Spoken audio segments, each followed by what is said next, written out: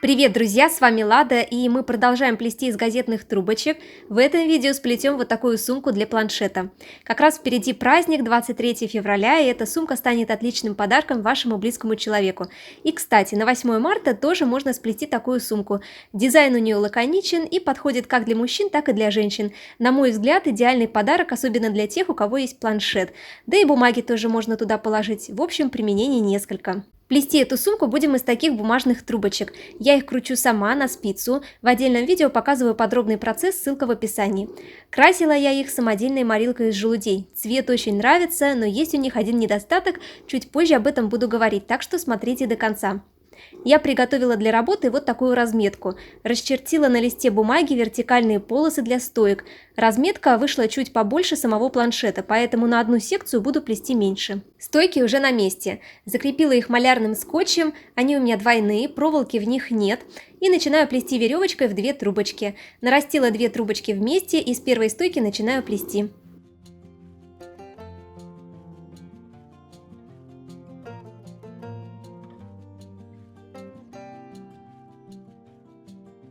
Разворачиваю рабочие трубочки на боковых стойках, то есть ту трубочку, которая внизу, укладываю наверх, а ту, что сверху, вниз, и плету дальше в обратную сторону, получается по типу косички.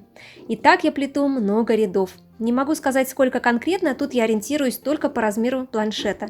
Скажу так, я плету сейчас расстояние, равное высоте планшета и плюс 6 сантиметров. Я плету не на станке, как вы уже замечали в моих видео, у меня только лист разметки и малярный скотч. Изначально выбрала этот пусть он и нелегкий был поначалу, но сейчас уже по прошествии плетеного опыта скажу, что это очень хорошо, что я стала именно так учиться. Сейчас у меня все легче и легче получаются прямоугольные донышки, легче выдерживать ровность при оплетании боковых стоек, да и глазомер тоже тренируется очень хорошо. Конечно, поначалу было очень сложно удерживать стойки в вертикальном положении, но по прошествии времени я немного этому научилась. И это для меня очень мобильно. Бывает так, что я плетение дна брала на дачу. С собой у меня только лист бумаги и малярный скотч. Места занимает это мало. Не призываю никого делать так же, я говорю только о своем опыте. Если вам удобно работать на станке, то работайте так. Но если вы уже чувствуете, что можете плести по простой разметке, то попробуйте, у вас точно все получится. Главное аккуратность и внимательность.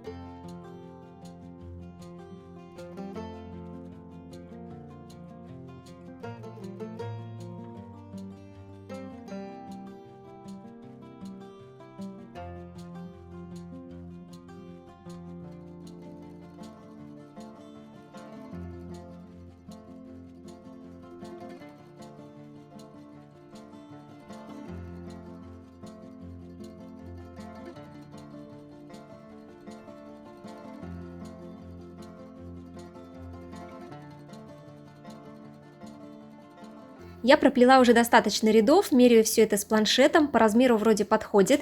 Получается высота планшета плюс 6 сантиметров, как и было задумано. И сейчас я в трубочку вставляю флористическую проволоку, у меня 0,95 мм в диаметре, и разрезаю проволоку на 3 равных части. Примерно по 10 сантиметров получается каждый огрызок. В итоге нам нужны будут вот такие небольшие кусочки трубочек, мне пришлось еще одну трубочку порезать, около 6 штук всего. И сейчас я эти огрызки вставляю в стойки наполовину, не во все, через одну примерно. И продолжаю плести, уже вместе с этими вставленными огрызками, ну или кусочками трубочек, как удобно.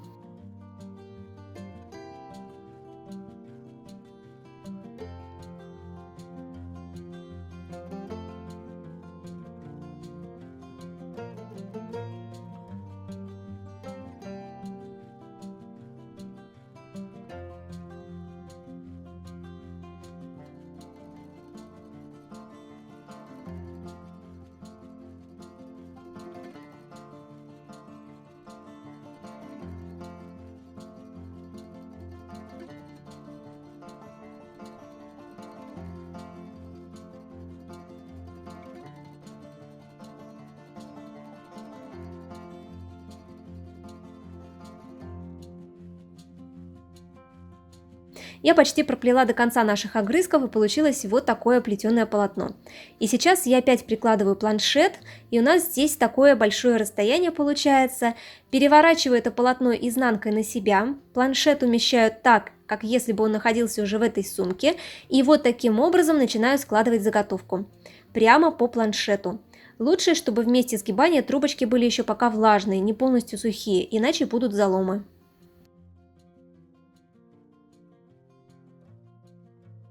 Вот что получается. Вот на такое расстояние вошел планшет.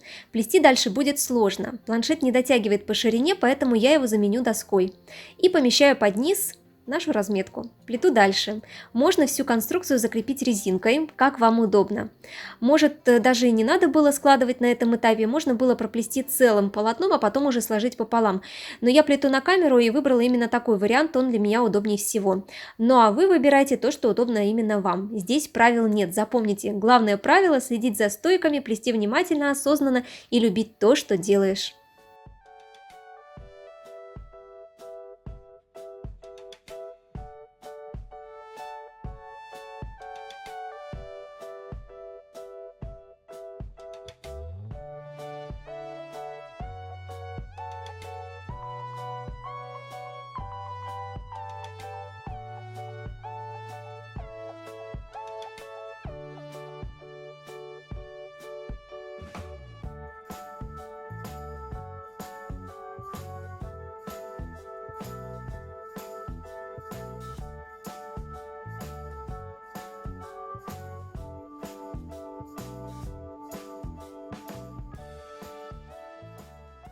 Плету до конца первой половины. Заканчиваю плетение просто. Та трубочка, которая идет сверху, срезается, под ее конец капаю ПВА, а та, что идет снизу, укладываю ее наверх и прячу вместо соседней стойки.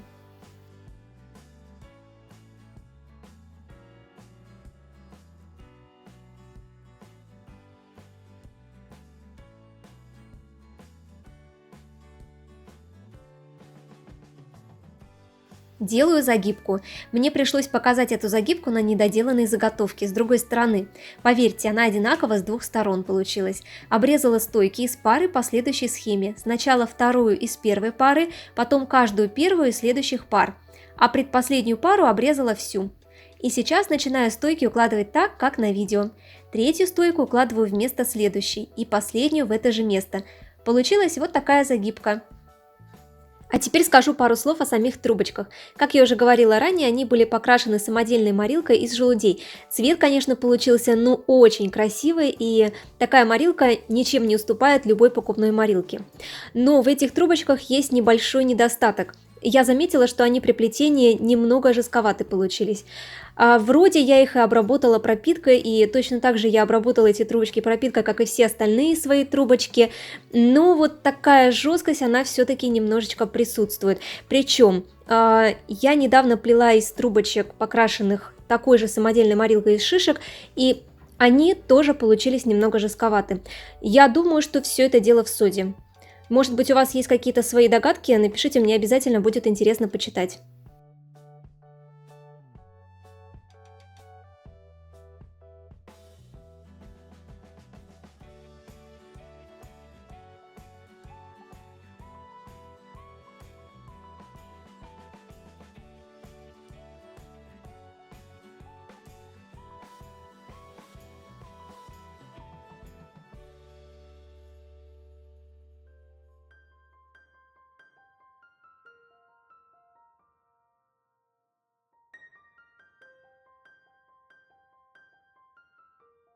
Теперь делаю ручку к сумке.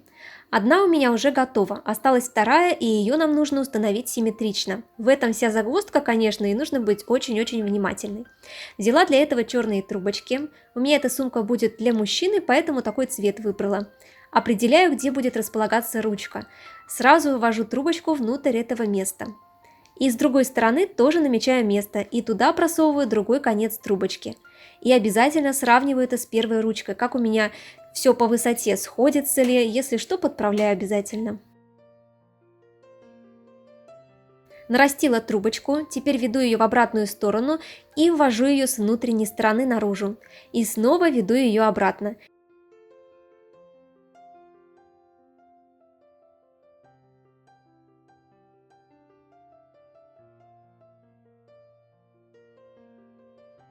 И ввожу с лицевой стороны вовнутрь. Готово! Подправляю все.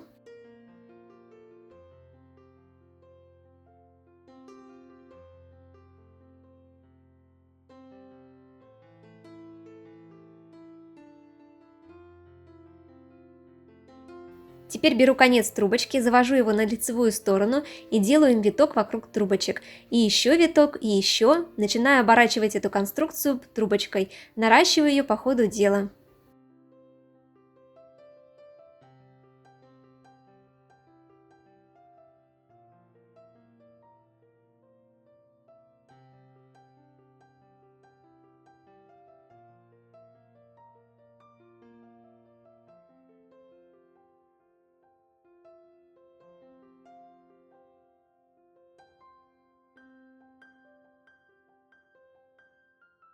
Дошли до конца, делаю последний виток и на изнанке прячу ее в это место внутрь замочка.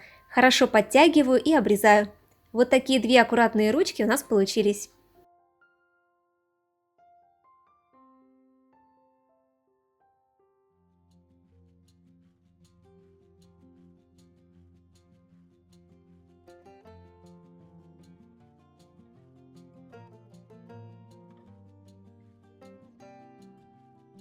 Сумка уже готова. По краям я вплела шляпную резинку черного цвета. Получилась вот такая сеточка. Все, можно уже этой сумкой пользоваться. Идея может где-то сыровата, что-то можно еще добавить, например, подклад или крышку, но здесь у меня этого не будет, не задумывала. Так что экспериментируйте, я вам даю только идею, вариантов, как закончить или как ее изменить, уйма, так что смело вперед и не бойтесь.